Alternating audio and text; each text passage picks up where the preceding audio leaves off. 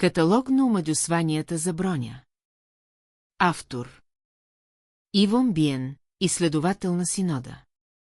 В този каталог са включени всички известни разновидности на магии за брони, които съвременните магове могат да използват. Не се твърди, че този списък е пълен. Нови открития и нови магии се разкриват достатъчно често, че тази работа в крайна сметка ще остарее. Тези, които я следват, могат да изберат да я преработят, ако е необходимо. Най-често срещаните магии за броня и други дрехи са тези, които подобряват здравето, магията или издръжливостта. Укрепването на здравето на носещия е популярно сред войните. Всъщност прави носещия потруден за убиване, като обвързва жизнената му сила малко по-здраво с тялото му.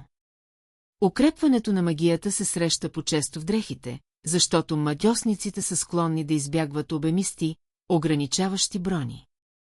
Това позволява на мадьосника да хвърля повече магии, преди да се изтощи магически.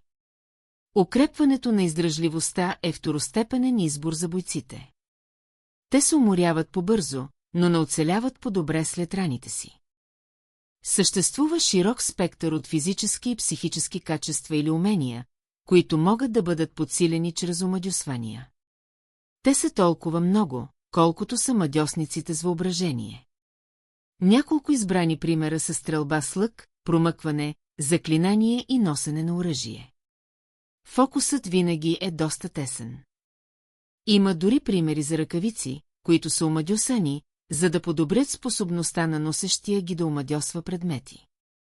Друга често срещана форма на омадьосване на броня са съпротивленията. Елементарните съпротивления са малко полезни за намиране и изработване.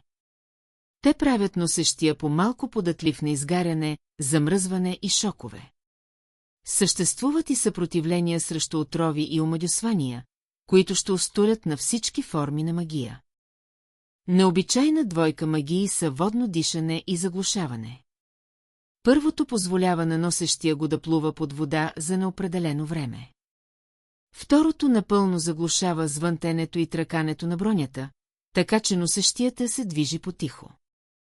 Спекулира се, че заглушаването е мързеливо решение на мадьосниците на проблем, който може да се реши с плат и обвивки.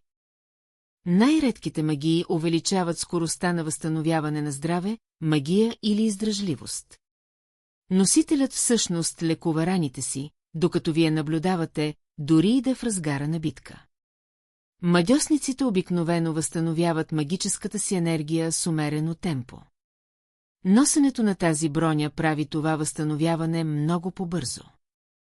Същото важи и за магиите за възстановяване на издръжливост. Носителят се уморява също толкова бързо, колкото винаги, но изглежда, че си възстановява дъха много по-бързо.